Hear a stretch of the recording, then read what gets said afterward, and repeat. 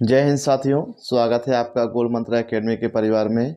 आज का जो टॉपिक होगा ये राजपूत वंश में उसी के आगे का भाग हम लोग पढ़ेंगे। और आज जो पहला वंश हम लोग पढ़ेंगे जो कन्नौज का आपका होता है गहड़वाल वंश होता है। और इसके जो मुख्य राजा होते हैं आपके राजा जयचंद होते हैं, जो कि 1194 में चंदावर के युद्ध में मोहम्मद गौरी से पराजित होते हैं। तो उन्हीं से हम स्टार्ट करेंगे। फिर उसके बाद हम लोग पढ़ेंगे चौहान वंश के बारे में पढ़ेंगे। ये हम लोग पढ़ेंगे जो आपका चंदेल वंश है। और फिर हम लोग पढ़ेंगे कहाँ पे, ये परमार वंश के बारे में पढ़ेंगे। तो स्टेप बाय स्टेप करके जो यहाँ पे वंश लिखे हैं इनके बारे में हम लोग देखेंगे। तो पहला आपका वंश है ये गहड़वाल का जो है, ये क्या है आपका, जो है आपका कन्नौज का गहड़वाल वंश। कौन सा है? कन्नौज का गहड़वाल वंश। और इसके जो मुख्य राजा होते हैं आपके कौन होते हैं? तो राजा जयचंद होते हैं। हम लोग देखेंगे जो कन्नौज का गहड़वाल वंश है इसे राठौर वंश के नाम से भी जाना जाता है। इसकी राजधानी थी कन्नौज। क्या थी? राजधानी थी कन्नौज। क्वेश्चन ये पूछेगा कि जयचंद की जो राजधानी क्या थी, ये कन्नौज रही है। और जयचंद का संबंध किस वंश से है?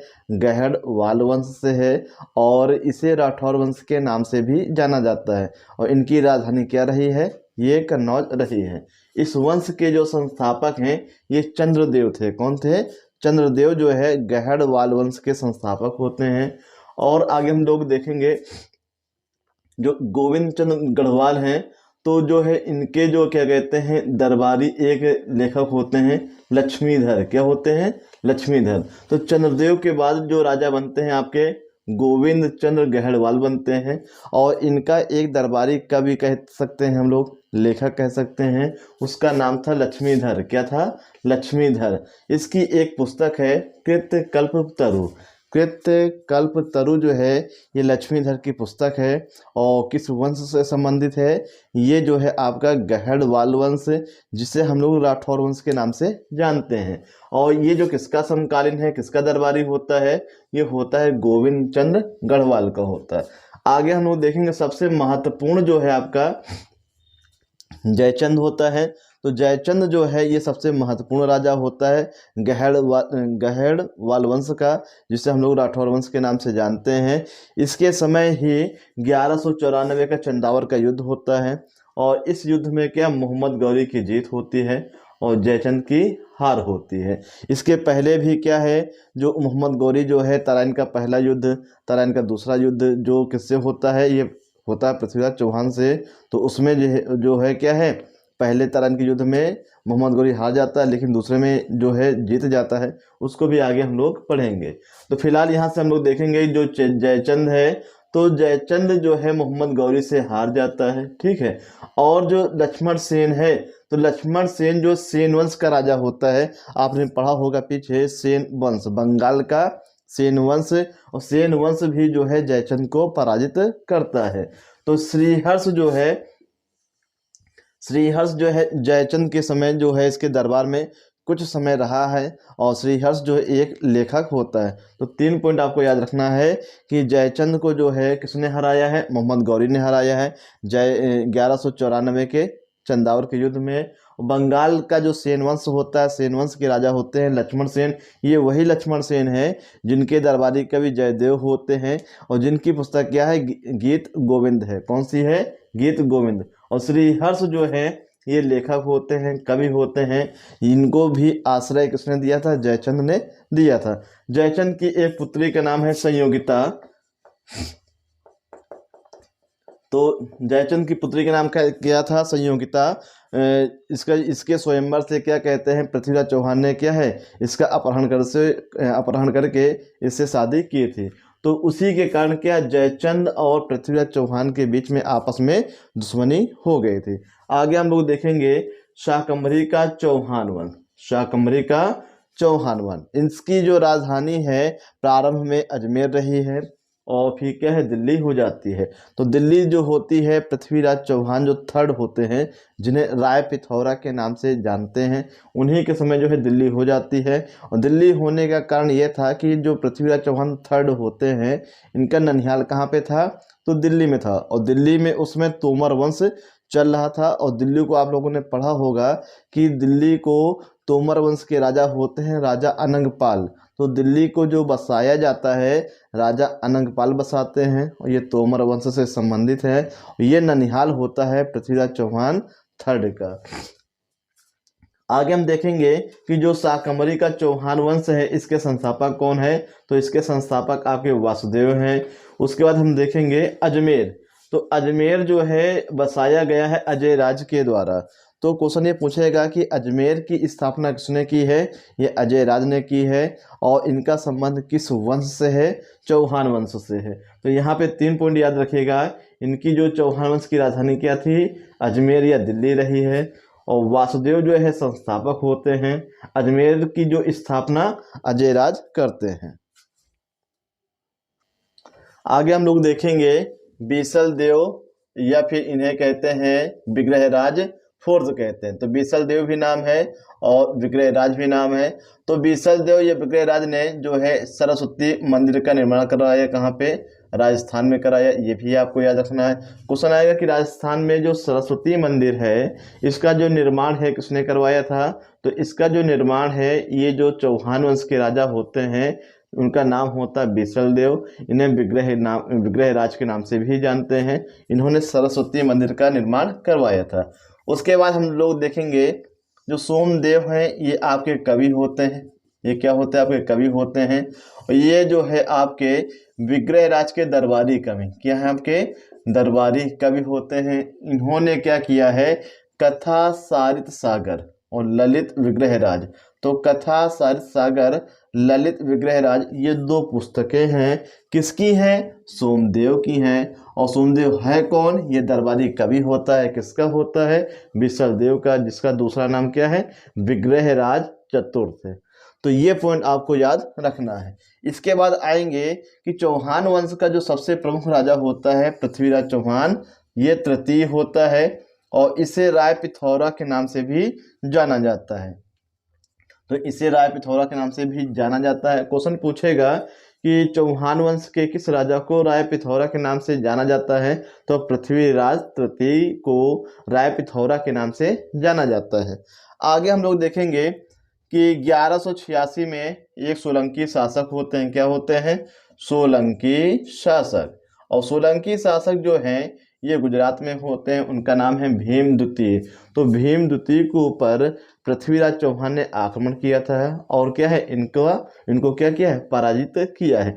आप लोग इतिहास में देखेंगे जैसे विदेशी जो आक्रमणकारी है, खासकर महमूद गजनवी है, तो उसके समय जो भारत में आक्रमण किया गया 17 बार, तो हर बार जीत जाता रहा। तो जीतने का कारण ये था कि हमारे यहाँ जितने भी वंश में जो जितने भी राजा होते हैं और उस समय जो राजपूत होते हैं तो आपस में एकता नहीं थी। जैसे हम लोग देखेंगे कि जो पृथ्वीराज चौहान है और कन्नौज के राजा जयचंद है, तो इन दोनों के बीच में आपस दुश्मनी चल रही थी और दुश्मनी 2 कारणों से थी, एक सीमा रेखा को लेकर और दूसरा कारण ये था कि जयचंद की जो पुत्री होती है संयोगिता, तो संयोगिता को जो है स्वयंवर से पृथ्वीराज चौहान जो है भगा के लेके चले जाते हैं। तो ये भी क्या है, दुश्मनी का कारण था। और फिर हम लोग देखते हैं सोलंकी शासक जो होते हैं भीम द्वितीय, तो इनके यहाँ भी जो है पृथ्वीराज चौहान जो है ये आक्रमण करते हैं और क्या है, इसके कारण इनसे भी दुश्मनी हो जाती है।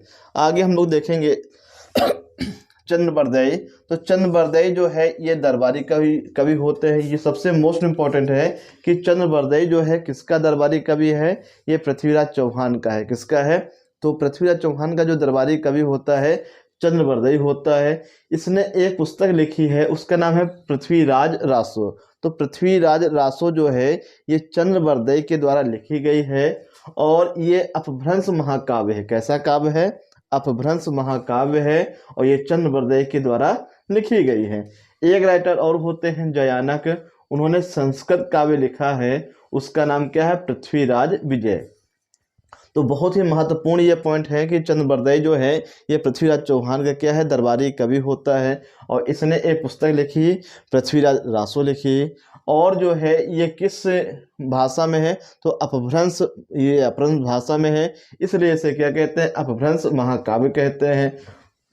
उसके बाद जो है पृथ्वीराज विजय है, ये जो है संस्कृत काव्य है। कैसा काव्य है, ये संस्कृत काव्य है और इसके राइटर कौन है, जयानक है। कौन है, जयानक है। इसके बाद हम देखेंगे कि 2 युद्ध होते हैं, किससे, तो वो आपके होते हैं हम लोग देखेंगे 1191 में, 1191 में है, और ये 1192 में।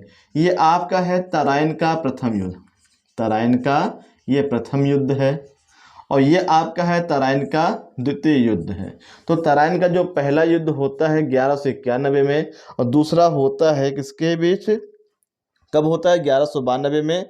तो ये दो आपके युद्ध होते हैं, किसके बीच होते हैं, तो दोनों युद्ध जो है पृथ्वीराज चौहान, पृथ्वीराज चौहान और मोहम्मद गौरी के बीच। और ये भी किसके बीच होता है, पृथ्वीराज चौहान प्लस मोहम्मद गौरी के बीच।